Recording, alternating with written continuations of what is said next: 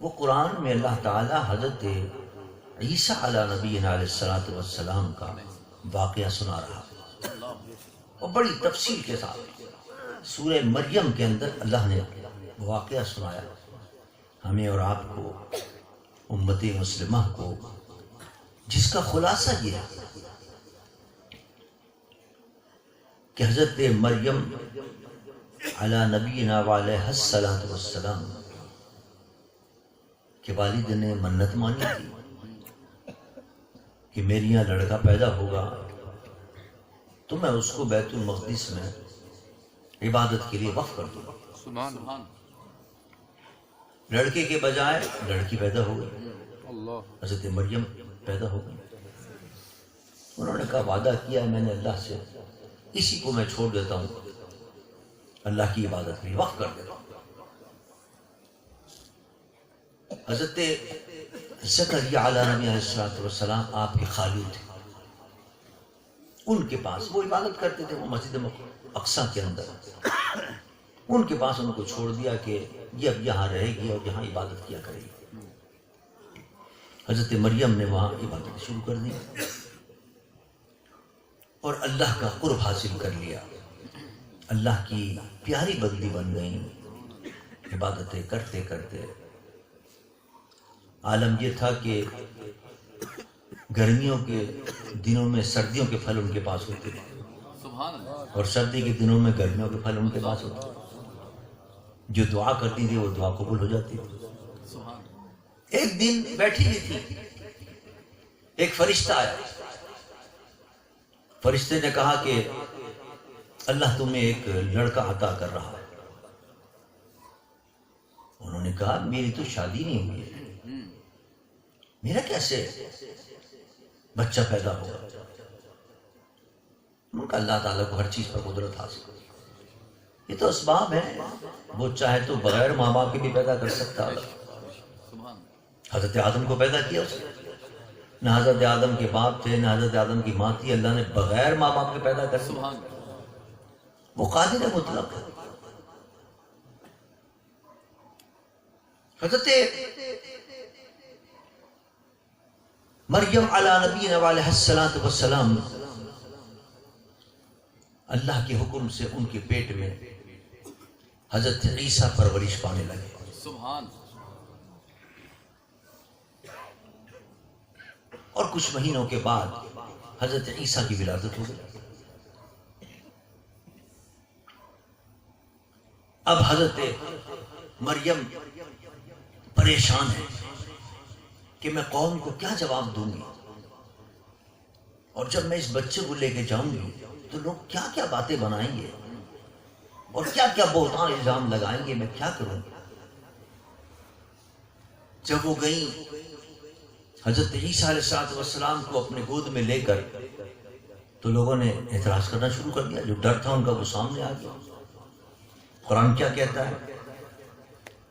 عورتوں نے باتیں بنانی شروع کی، کہا، قرآن اس کو نقل کر رہا ہے، یا اخت ہارون ما کان ابوک امرأ سوء وما کانت امک بغیا۔ سبحان اللہ۔ اے ہارون کی بہن، یہ کیا کیا تم نے؟ نہ تمہارا باپ ایسا تھا نہ تمہاری ماں ایسی تھی، وہ تو بڑے پاک دامن تھے، ماں اور باپ دونوں تمہارے، تم کیسی اس کی اولاد ہو کہ تم نے یہ گناہ کیا؟ یہ کیسے بچہ ہو گیا تمہاری شادی ہوئی؟ اب قرآن کہتا ہے، انہوں نے کوئی جواب نہیں، انہوں نے کیا کہا حضرت مریم نے؟ فَأَشَارَتْ إِلَيْهِ، کچھ نہیں کہا، آپ نے کہا اس سے بات کرو، یہ جو بچہ ہے میرے گود میں اس سے بات کرو۔ اس سے کیا بات کرے، یہ تو ابھی چند گھنٹے ہوئے اس کو پیدا ہوئے، یہ کیا بولے گا؟ کیا جواب دیا انہوں نے؟ قالوا کیف نکلم من کان فی المہد صبیا۔ سبحان اللہ۔ ابھی تو یہ گود کا بچہ ہے، اس سے ہم کیا بات کریں گے، یہ کیسے بات کرے گا؟ کچھ بڑا ہوتا تو اتنی زبان میں بات کر سکتا، پھر بھی کوئی بات سمجھ میں آتی ہے کہ صاحب 2 سال کا ہو گیا ہے، سال کا ہو گیا، بات کرنے لگی، یہ تو ابھی چند دن چند گھنٹے ہوئے اس کو، تمہاری گود کا بچہ ہے، یہ کیسے جواب دے گا؟ اور تم کہہ رہی اس سے بات کرو۔ ابھی آپ نے اشارہ ہی کیا تھا کہ حضرت عیسیٰ نے بولنا شروع کر دیا، اللہ اکبر، واہ واہ سبحان اللہ. سبحان اللہ. اور کیا بولے؟ قرآن اس کو نقل کرتا ہے، قرآن کہتا ہے انہوں نے کہا قال انی عبد اللہ، سبحان اللہ. حضرت عیسیٰ نے کہا میں اللہ کا بندہ ہوں، آتانی الکتاب وجعلنی نبیا، سبحان اللہ. سبحان اللہ. اللہ نے مجھے کتاب دے کر بھیجا ہے، نئی شریعت دے کر بھیجا ہے، مجھے نبی بنا کر بھیجا ہے، اللہ. میں اللہ کا بندہ بھی ہوں اور نبی بھی ہوں، سبحان. وجعلنی مبارکا اینما کنت واوصانی بالصلاة والزکاة ما دمت حیا، سبحان اللہ. اور اللہ نے مجھے بڑا برکت والا بنایا ہے، میں جہاں ہوں گا وہاں برکت ہی برکت ہوگی، سبحان اللہ. اور ساتھ میں مجھے اللہ نے یہ بھی وصیت فرمائی ہے، یہ بھی حکم دیا ہے کہ میں نماز بھی پڑھوں اور زکوٰۃ بھی ادا کروں، سبحان اللہ. جب تک میں زندہ ہوں گا، جب تک میں زندہ ہوں اللہ کے حکم پر عمل کروں گا، نماز بھی پابندی سے ادا کروں گا اور زکوٰۃ بھی دوں گا، وَبَرًّا بِوَالِدَتِي وَلَمْ يَجْعَلْنِي جَبَّارًا شَقِيًّا۔ سبحان اللہ. سبحان. اللہ فرماتا ہے ہم نے جب ان کو طاقت گویائی دی تو انہوں نے یہ بھی کہا کہ میں اللہ کا بندہ ہوں اور مجھے اور میں اپنی والدہ کا بڑا فرما بردار بھی ہوں، باپ تو تھے ہی صرف والدہ تھی حضرت مریم، ان کی میں اطاعت کرنے والا ہوں، ان کی میں فرما برداری کرنے والا ہوں، اور مجھے اللہ نے سخت نہیں بنایا۔ نبی جو ہوتے ہیں وہ بڑے نرم اخلاق کے ہوتے ہیں، پیار سے بات کرنے والے ہوتے ہیں، فرمایا مجھے تو اللہ نے نرم اخلاق والا بنایا ہے، سخت نہیں بنایا اور بدبخت نہیں بنایا۔ یہ ساری باتیں حضرت عیسیٰ گود کے اندر کر رہے ہیں۔ جب حضرت عیسیٰ نے یہ باتیں کی سب کو یقین ہو گیا واقعی یہ تو معجزہ ہے اور یہ واقعی اللہ کا نبی ہے، اور ان کی ماں جو ہے وہ پاک دامن ہے، سبحان اللہ. ان کی ماں پاک دامن، سب کو یقین ہو گیا۔ یہ قرآن نے ایک واقعہ ہمیں اور آپ کو سنایا۔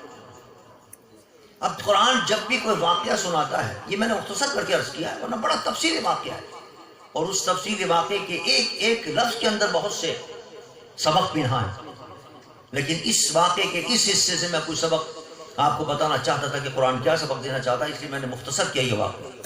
اب اس واقعے سے ہمیں کیا کیا سبق ملے وہ سنیے۔ اللہ جب بھی قرآن پاک میں ہمیں پچھلے امتوں کے یا پچھلے انبیاء کے یا پچھلے رسولوں کے کوئی واقعات سناتا ہے تو اس سے ہمیں کوئی سبق دینا مقصود ہے۔ اب اس واقعے کو سنا کر کیا سبق دینا مقصود ہے؟ پہلا سبق تو یہ ملا اس واقعے سے کہ دیکھیے بعض لوگ اگر کسی کی یہاں کوئی دیر ہو جائے، اولاد نہیں ہو، پریشان ہو جاتے، مایوس ہو جاتے۔ ارے صاحب شادی کو 1 مہینہ ہو گیا ابھی تک اولاد نہیں، 1 سال ہو گیا ابھی تک اولاد نہیں، اتنے دن ہو گیا ابھی تک اولاد نہیں، 2 سال، ارے بھائی کچھ انتظار کر لو، نہیں صاحب، مایوس ہو جاتے۔ اس واقعے کے اندر سب سے پہلا سبق تو یہ دینا مقصود ہے کہ دیکھو مایوس اللہ کی رحمت سے کبھی نہیں ہونا، وہ ذات ہے اور اتنی قدرت والی ذات ہے کہ اگر باپ نہ بھی ہو، بغیر باپ کے وہ اولاد عطا کر سکتا ہے تو تمہیں ماں باپ کے بعد کیوں نہیں اولاد عطا فرمائے؟ سبحان اللہ، نعرہ تکبیر، نعرہ رسالت، نعرہ خلافت، سبحان اللہ۔ لہذا اللہ کی رحمت سے صرف اولاد نہیں، کسی معاملے کے اندر بھی تم دعا کر رہے ہو، بار بار دعا کر رہے ہو، یہ مت سمجھو اللہ قبول نہیں کر۔ اللہ فرماتا ہے ادعونی استجب لکم، تم دعا مجھ سے کرو میں قبول کرتا ہوں تمہاری دعا کو، مایوس مت دعا کرو۔ اللہ کی دعا، اللہ کی بارگاہ میں دعا کرنے سے اللہ فرماتا ہے میں تمہاری دعا قبول کرتا ہوں۔ ہاں اسی قبولیت کے کئی طریقے ہوتے ہیں۔ کبھی تو ایسا ہوتا ہے کہ جو مانگا جا رہا ہے وہی اللہ عطا فرما دیتا ہے، یہ بھی قبولیت ہے۔ کبھی اللہ تعالیٰ تو علامہ الغیوب ہے نا، وہ دیکھ رہا ہے، وہ جان رہا ہے کہ یہ بندہ میری یہ چیز مانگ رہا ہے، یہ چیز تو اس کے لیے بڑی نقصان دے، یہ اگر اس کو مل گئی تو یہ تباہ ہو جائے گا، برباد ہو جائے گا۔ لہذا اللہ تعالیٰ دعا تو ضرور قبول کرتا ہے، لیکن وہ جو چیز اپنے لیے نقصان داری مانگ رہا ہے وہ عطا نہیں کرتا، اس دعا کی وجہ سے اس سے اچھی چیز عطا فرما دیتا ہے۔ سبحان اللہ۔ سبحان اور بعض وقت ایسا بھی ہوتا ہے کہ انسان کو اس کے بدلے کے اندر آخرت میں اللہ تعالیٰ نعمت عطا فرما دیا کرتا ہے، لیکن اللہ فرماتا ہے یہ مت سمجھنا کہ میں تمہاری دعا کو سن نہیں رہا، یہ تمہاری دعا کو قبول نہیں کر رہا۔ جب قرآن میں نے کیا دیا، ادعونی استجب لکم، تم دعا کرو میں تمہاری دعا کو قبول کروں گا۔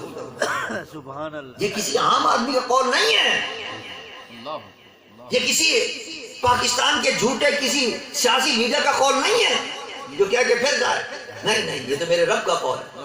اس نے کہہ دیا کہ میں تیری دعا کو سنتا بھی ہوں، قبول کرتا ہوں، تو ہمارا یقین اور تعمیر ہونا چاہیے اللہ پر کہ ہم جو دعا کر رہے ہیں وہ یقیناً اللہ سن رہا ہے اور یقیناً وہ ہمیں عطا بھی فرمائے گا۔ سبحان اللہ۔ اب یہ اس کی مرضی ہے، وہ ہمارے لیے جو بہتر سمجھتا ہے وہ عطا فرمائے گا، لیکن ہمیں اس کی ذات پر پورا مکمل بھروسہ رکھنا چاہیے، حتیٰ کہ اولاد بھی اگر کسی کی نہ ہو تو وہ مایوس نہ ہو۔ حضرت زکریا علیہ السلام کو 100 سال کے بعد اولاد ملی، 100 سال کے بعد۔ یہاں تو 60-70 سال کے بعد کہتا ہے صاحب تو میں بڈھا ہو گیا، اب کہاں مجھے اولاد ملے گی، وہاں 100 سال کے بعد حضرت زکریا اللہ کی بارگاہ میں دعا کرتے ہیں، اللہ ان کو اولاد عطا فرما دیتا ہے۔ یہ واقعات اس لیے بتائے کہ اللہ کی رحمت سے آدمی کو مایوس نہیں ہونا چاہیے، خواہ کوئی پریشانی ہو۔ بعض لوگوں کے کاروبار نہیں چلتے، دکان نہیں چل رہی، کسی کو نوکری نہیں مل رہی، کسی کو شادی نہیں ہو رہی، کسی کا اور مسئلہ ہے، اللہ کی بارگاہ میں دعا کرتا رہے، اللہ کی بارگاہ میں گر گڑا کر مانگتا رہے، یقیناً اس کا وعدہ سچا ہے، وہ فرماتا ہے میں تیری دعا کو سنتا بھی ہوں اور تجھے عطا بھی کرتا ہوں، تو یقیناً وہ تمہیں دے گا اور ضرور دے گا۔ ہو سکتا ہے وہ چیز جو مانگ رہے وہ دے دے، ہو سکتا ہے اس سے اچھی چیز مل جائے، لیکن یقیناً مایوس نہ، کیونکہ مایوسی کفر ہے۔ ایک بات تو سب سے بڑی یہ پتہ چلا